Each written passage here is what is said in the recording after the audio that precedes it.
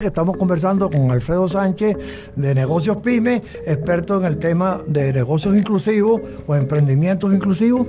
Bueno, muchas gracias, Alfredo, por la invitación. Siempre un placer compartir espacios con Atraem, presenciales, virtuales, en todas las dimensiones, pero siempre muy productivos y con altos impactos sociales y productivos. Aquí quien les acaba de hablar, Alfredo Sánchez, fue moderador de una parte importante del evento que sostuvimos en el Teatrex de Fedecámara, entre Atraem y Fedecámara precisamente, para poner en conocimiento público el convenio suscrito. Y bueno, fue un éxito realmente ese evento realizado el 8 de noviembre del año pasado, al cual asistieron con muchísimo interés bastantes emprendedores y trabajadores interesados en montar su propio negocio, e incluso algunos que ya lo tenían establecido, para escuchar las recomendaciones que allí se les dio. Bueno, Alfredo, ¿qué es Negocios Pyme? Negocios Pyme es una organización de consultoría para pequeñas y medianas empresas. Ha tenido varias fases, ¿no? Está desde el 2006. Hemos tenido fases muchas de servicios de consultoría, como también de servicios de articulación institucional, lo que sería programas para desarrollo de emprendedores y pymes. Actualmente presta más asesoría y apoyo en lo que es emprendimientos de base tecnológica. Tenemos en Colombia, de hecho estaba Negocio Pyme Latam, que trabaja en Colombia, y en Uruguay también. Mucha de la línea se ha hecho con emprendedores locales, por supuesto, emprendedores venezolanos, emprendedores locales de los países donde hemos estado, pero también con la diáspora venezolana. Hemos tenido mucho contacto con la diáspora emprendedora venezolana. Pero la base nuestra básicamente es esa, la base de asesoría, modelos de negocios con base digital o programas de desarrollo bajo un modelo de articulación institucional. De manera que hay una relación binacional entre tu actividad y el país de destino, en todo caso, ¿no? Exacto. Tanto de los residentes y nativos como los venezolanos que han tomado el rumbo para irse a esos países. O sea, las tecnologías te han facilitado esa relación.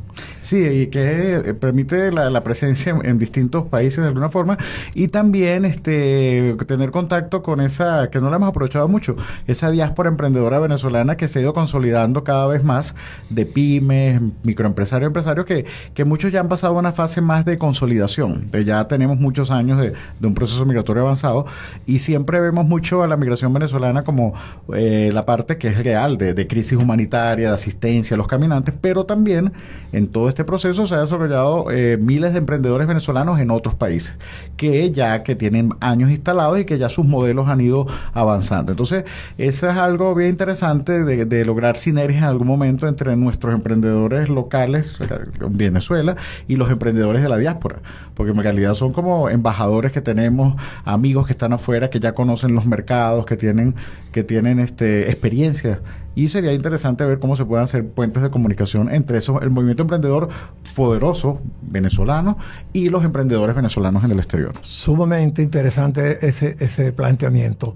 Porque, bueno, entre otras cosas, digamos que establecerse, emprender, debe formar parte de un proceso complicado, ¿no? De titularización de oficio, regularización de documentos, probablemente un largo periodo determinado de trabajo en negro o en economía informal, quizás desempeñando actividades para las cuales no se formó, pero el avance hacia una actividad y un emprendimiento estable forma parte de un logro para el cual lo que tú haces pareciera que contribuye mucho. ¿Cómo se ve desde el momento de la llegada la dificultad de la gente, de acuerdo con tu experiencia? Fíjate, hay distintos niveles, ¿no? Hay personas que el modo de hacerse económicamente, o de hacerse viables económicamente en los países de acogida, es, por supuesto, o buscar empleo, que están las regulaciones, o tratar de generar algún tipo de actividad independiente. Hay desde la actividad informal más básica hasta actividades que comienzan en lo informal y después pasan a la formalidad, pasan a crecer, pasan a desarrollarse. Y hay distintos niveles también. Hay desde personas que han tenido experiencia emprendedora y empresarial en Venezuela y comienzan a desarrollar modelos en el exterior, a personas que tienen también más capital, claro, y se abren a nuevos mercados. Lo importante es que como ya tenemos un proceso ya de explosión de migración, de por lo menos ya hacia 8 o 9 años, donde fue la gran explosión migratoria, ya hay personas que han pasado por una curva de aprendizaje, ya han ido conociendo los mercados y que se están estableciendo. Y no solo hay un fenómeno fenómeno de emprendedores y microempresarios venezolanos en el exterior. Hay un fenómeno asociativo. Se está presentando la aparición de cámaras, asociaciones, porque ya es un tejido más profundo. Más profundo de ese capital humano que va llegándose a esos países como una opción y también como una inversión, porque como tú dices, hay gente que tiene con qué y dice, bueno, aquí no tengo las condiciones para lo que yo quiero desarrollar, me voy con mi capital y mis recursos a otro país y continúa su actividad. De manera que cuando hablamos de la emigración venezolana tenemos que también distinguir entre quienes lo ven como un sentido de oportunidad, porque tienen recursos, porque tienen formación, porque no tienen dificultades de documentación y trámite, y quienes llegan en condiciones mucho más precarias, lo cual requiere, por supuesto, un mejor acto solidario de parte de muchas instituciones del lugar y también del origen, que es nuestro país. Bueno, muchísimas gracias por esta atención de momento. Vamos a regresar a los estudios y volvemos en un rato de emprendedor a empresario por aquí, por Fede Cámara Radio. De la COE, la Cámara Empresarial Organizada de España, ellos calificaban la presencia de venezolanos allá no como una diáspora, sino como un talento que agradecen a Venezuela como un aporte al desarrollo económico de España. Eso en los países donde tú más te has desenvuelto, ¿cómo se aprecia? Porque son países de cercanía, como es el caso de Colombia, ¿no? Que podría ser el más complejo, y de Uruguay, que es un país desarrollado en el sur del continente. Uh-huh. ¿Cómo se ve eso desde allá, nuestra gente? Fíjate, varía en los dos países, ¿no? Uh-huh. En el caso de Colombia, como la primera puerta de salida, de alguna manera, de las migraciones que van por tierra hacia distintos destinos, la población vulnerable se siente mucho más. Porque se siente en las calles, se siente... Entonces, no hay una percepción tan clara del valor del talento venezolano, lamentablemente. Es muy impactante, entonces, sí, ver, compatriotas que están, paisanos que están en las calles en condición bastante vulnerable, y eso opaca lo que es el movimiento productivo venezolano en todos los niveles. Porque hay desde grandes empresas que se están instalando hasta muchísimos emprendedores y microempresarios que están desarrollando negocios. Que también quiero aclarar algo, no es un paseo en las nubes, es muy difícil. O sea, tiene sus complejidades. Complejidades porque hay que ir a otro mercado, o sea, tiene todas unas metodologías que hay que desarrollar, porque hay muchos emprendedores incluso que son exitosos en Venezuela y no les va bien allá, porque no conocen el mercado o extrapolan que las condiciones o su experiencia de negocio de Venezuela es un calco para hacerlo en otro país. Pero sí hay muchos casos de éxito. Ahora en Colombia, quizás el movimiento del talento productivo venezolano se ve opacado y es muy grande, pero se ve opacado por toda la crisis, porque son 2.800.000 venezolanos. 2.800.000 venezolanos migraron a Colombia. En Colombia, y algunos siguen para el sur, otros siguen para el norte, por el Darién, pero lo cierto es que en Colombia se perciben poblaciones más vulnerables. Y eso, quizás entonces, eso impacta más que ver el sí, otro. La imagen pública. Exacto, la imagen de nuestra diáspora. De la diáspora. En Uruguay es un poco distinto porque por la misma distancia del país, por las mismas características que tiene, que no se puede trabajar en negro en Uruguay, porque tiene un país pequeño y tiene muchos controles. Es un país costoso donde la gente tiene que llegar con algún músculo económico para estar unos meses mientras salen los papeles. La diáspora se ve como de un nivel socioeconómico y de un nivel también intelectual un poco más alto. Uh-huh. De hecho, en Uruguay ya hay cámaras de emprendedores venezolanos uruguayos.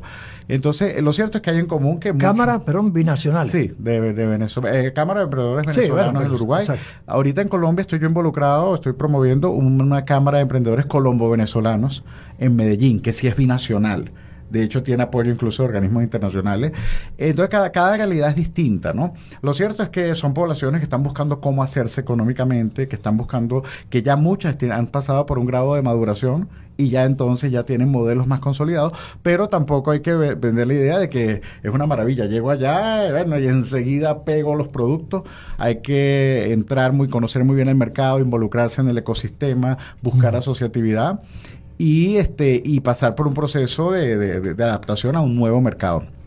Lo interesante es que hay una experiencia ya de emprendedores con 5, 6, 7 años que ya se han ido consolidando y que, oye, es un activo muy valioso para el país, que nosotros pudiéramos hacer de alguna manera nexo con esas guerras. Exacto. Ahora, amigos Radio Escucha, estamos hablando con Alfredo Sánchez, director de Negocios PYME. Nos está comentando su experiencia sobre la relación con parte de la población migrante venezolana especialmente en Colombia y Uruguay, donde más ha tenido contactos y trabajo directo, sobre la adaptación del venezolano en esos países de destino y su evolución hacia la consolidación de emprendimiento.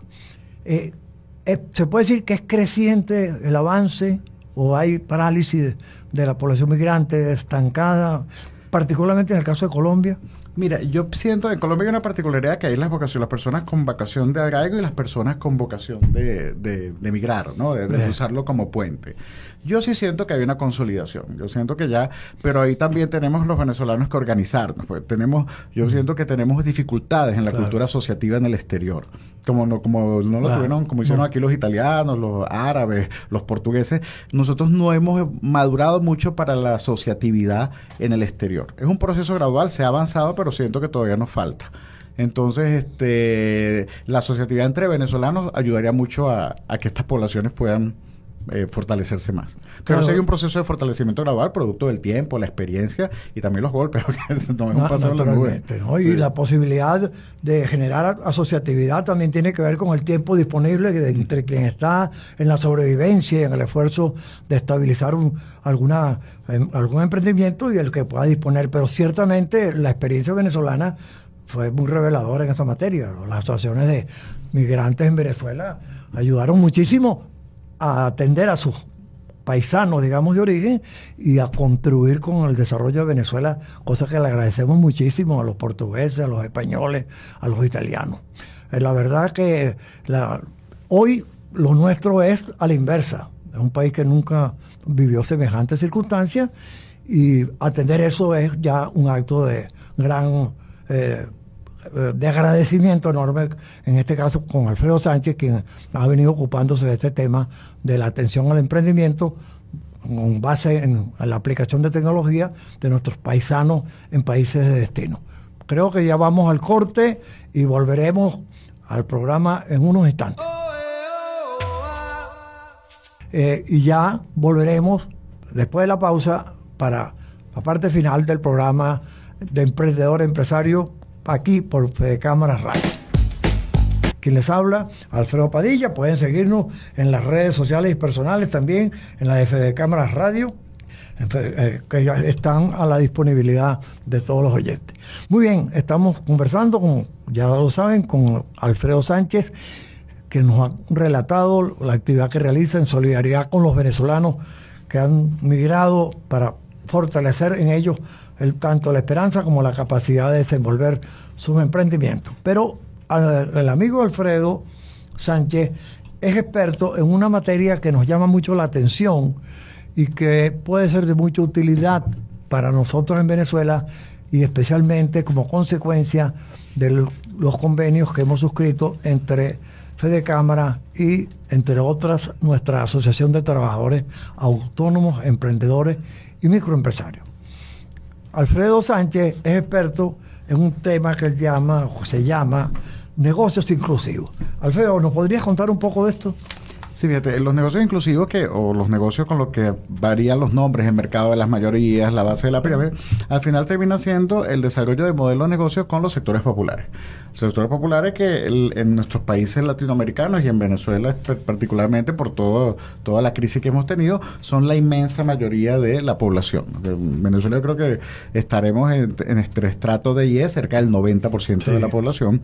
Entonces, lo interesante de los modelos de los negocios inclusivos es que son negocios que, si bien se rigen por las leyes de oferta y demanda, tienen que ser actividades que tengan un lucro, tienen un alto impacto social y de desarrollo económico de los sectores populares, porque no simplemente venderles más, es llegar a ellos con productos y servicios que estén acordes a su capacidad de pago, pero además a través de la activación económica de la base de la pirámide. Es decir, a través de modelos de microempresarios, cooperativas, organizaciones, representantes de marca.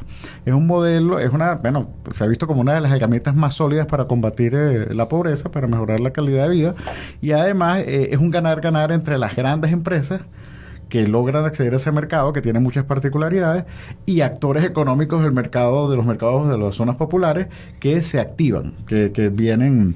En el caso de los negocios inclusivos, puedes tener como agentes económicos a las personas de los sectores populares, en las distintas partes de la cadena. En la parte superior, organizándolos a nivel de producción, por decir, hay empresas que artesanos que de repente los organiza para abrirles mercados en el exterior, para que sean más eficientes y más productivos, o en sectores ya en la cadena final, en lo que es ventas, comercialización. Lo cierto es que lo interesante es que tienen que ser volumétricos, pues estamos hablando de sectores de millones y millones de personas, tienen que ser de volumen alto y además tienen que ser socialmente y ambientalmente responsables. Porque no es solo hacer negocios, no, es también tener impacto en la sociedad. Si uno organiza, por decirlo extremo, cooperativas de mineros, y esos mineros a lo mejor logran una mejoría de vida, pero están acabando el ambiente, no es un negocio. Bueno, eso no hay que inventarlo, eso está ocurriendo. Por eso, exacto. Cualquier parecido con la realidad es pura coincidencia. Totalmente. Entonces, claro, un negocio inclusivo tiene que ser social y ambientalmente responsable. Exacto. A ver, por ejemplo, vamos a imaginarnos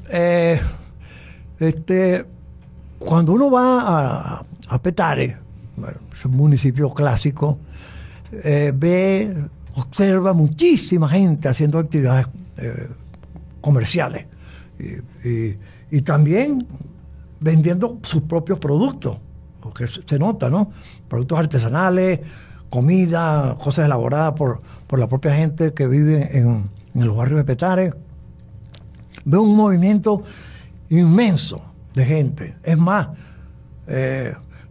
cajeros humanos, gente que compra dólares a superar el precio del valor del Banco Central, es un hecho público y notorio, en una actividad económica diversa, masiva, por supuesto, con unidades económicas bajas en cada uno de los actores, pero la cantidad es enorme y esa actividad es todo el día.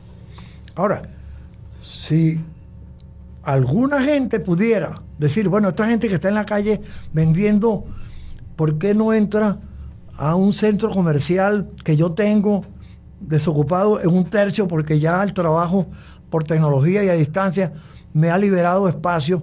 Puede haber ahí, entenderse que puede haber un negocio inclusivo. Es decir, yo pongo el centro comercial o los locales y te digo a ti, mira, ¿por qué no te sales de la calle y más bien vienes aquí y con arrendamientos relativamente económicos? Sí. ¿Te ayudo? Estoy haciendo una actividad socialmente... Hay un nicho de oportunidad, pero siempre bajo un concepto ganar-ganar. Y además bajo el concepto ganar-ganar porque el interés es que se desarrolle el modelo de negocio. Y, bueno, hay tres ganadores. La empresa que hace el modelo con los actores económicos de los sectores populares, los actores económicos de los sectores populares que tienen mejores condiciones de ingreso, oportunidades de negocio y que pueden generar además empleo, claro, porque al crecer generan empleo, y también de la comunidad, porque a la comunidad le comienzan a llegar los productos en canales más eficientes. Tú conoces muy bien que muchas veces en los sectores populares se pagan mucho más caros los productos que en los sectores medios y altos, porque es lo que llaman las sanciones de la base de la pirámide. Es decir, si le llegaras directamente... es menos costoso que bregar donde conseguirlo. Como no le llega eficientemente, entonces hay sobretasas. El agua llega más cara, los productos alimenticios llegan más caros. Si yo logro incorporar a la cadena actores económicos de los sectores populares, ya va a ser más eficiente todo el proceso y le va a llegar en mejores precios a las comunidades. Entonces es un modelo virtuoso, en el sentido que es ganar todos los actores y, ojo, no es algo utópico. Hay muchísimas experiencias que se pueden documentar en el mundo. La estratificación es un poco distinta. A veces tienes personas en esos sectores que a través de oficios, de mecanismos que acceden a la economía dólar, tienen más poder adquisitivo que muchas personas que están en urbanizaciones. O sea, cambió el mapa social venezolano y que también cambió el esquema de la economía nuestra. O sea, nosotros somos una economía muy pequeña. Nuestras empresas tienen que abrirse o al exterior, que es difícil por temas de competitividad, pero no imposible, o a ese gran mercado masivo que es el 90% de los consumidores. Claro, que es la base de la pirámide. Es decir, tú tienes 90% de personas que andan comprando, inevitablemente, sobre todo las prioridades, medicamentos, las cosas elementales, pero necesitan alimentos, por supuesto, que es imposible que no sea la prioridad. Se habla mucho de alimentos, tecnología también, soluciones tecnológicas, también se habla mucho de productos de microseguros, de microfinanzas, o sea, son segmentos que además tienen muchas necesidades insatisfechas. Esa es otra cosa. Como muchas veces las empresas se enfocan más en los estratos A, B y C, tradicionalmente, tienen descuidado este mercado. Pero este mercado no se desarrolla con los mecanismos tradicionales y convencionales. Se desarrolla trabajando con las propias comunidades. Claro, por supuesto. Y con la gente que está instalada allí, que vive allí, conoce a los demás, tiene el prestigio de emprendedor o trabajador por cuenta propia que la gente puede confiar en él, porque ahí el tema, la palabra confianza es clave para poder, pues este producto de verdad es la calidad del que yo normalmente veo con esta marca, es el mismo. Todas estas cosas cuentan, por supuesto, ¿no? Ahora, fíjate que de acuerdo con eso, la venta en volumen en esa zona es la clave. Sí.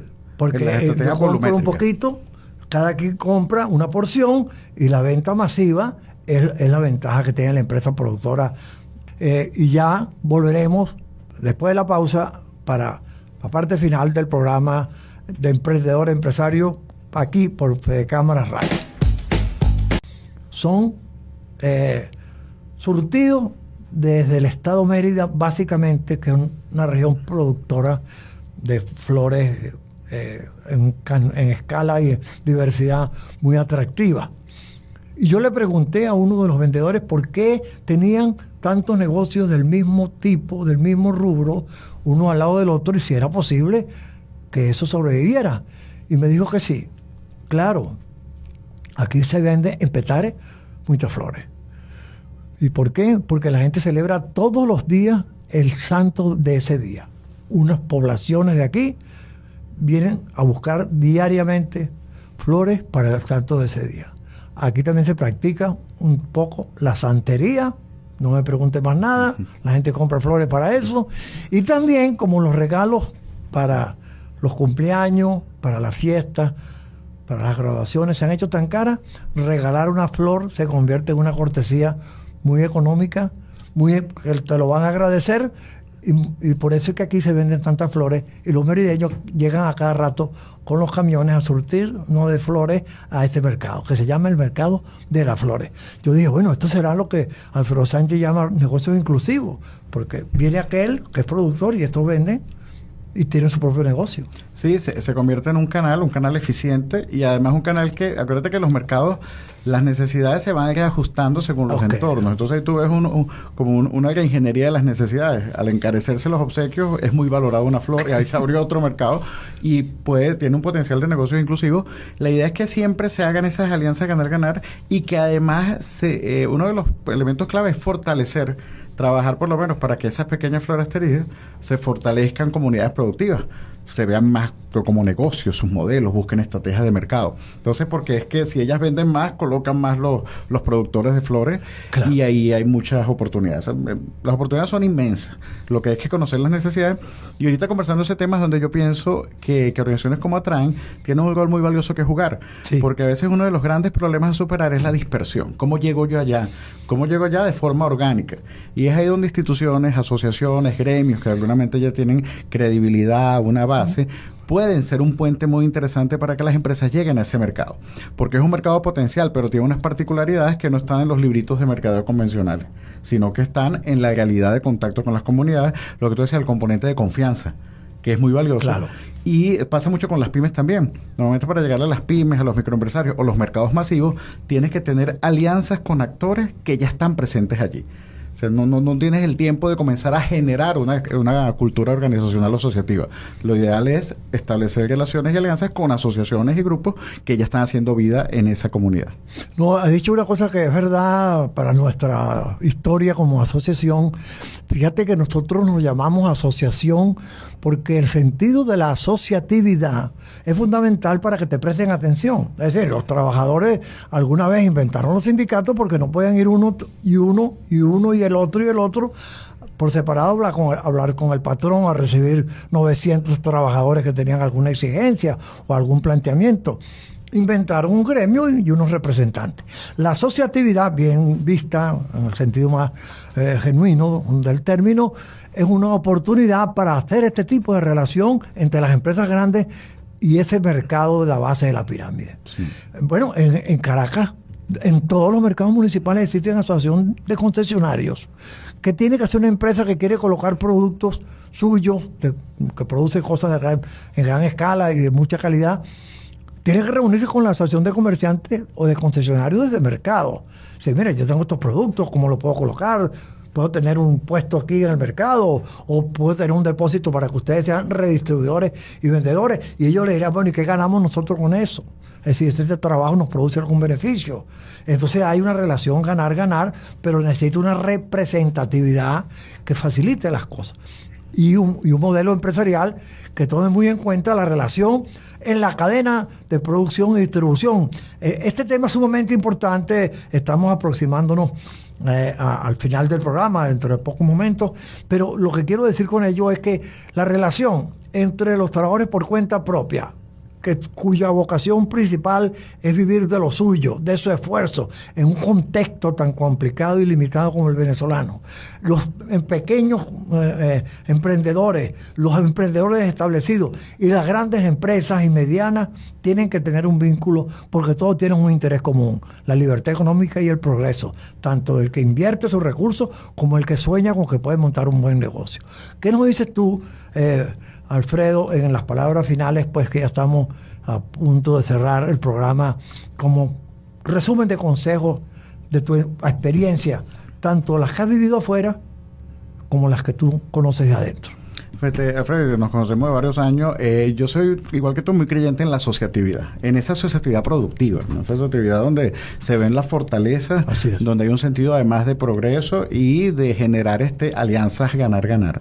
Yo creo que acá en Venezuela, bueno, hemos pasado por tantas etapas, variantes y modelos económicos, pero en el modelo actual la asociatividad es fundamental. En ese modelo donde la gran mayoría de la población está haciéndose su propio destino, vive por cuenta propia. Muchos de los sueldos ya no dan, el sector público no es competitivo en ingresos y muchas personas están buscando cómo hacerse viables independientemente. Ahí es donde la asociatividad es clave y donde instituciones como Atraem y también los sectores económicos tradicionales tienen que buscar puntos de encuentro.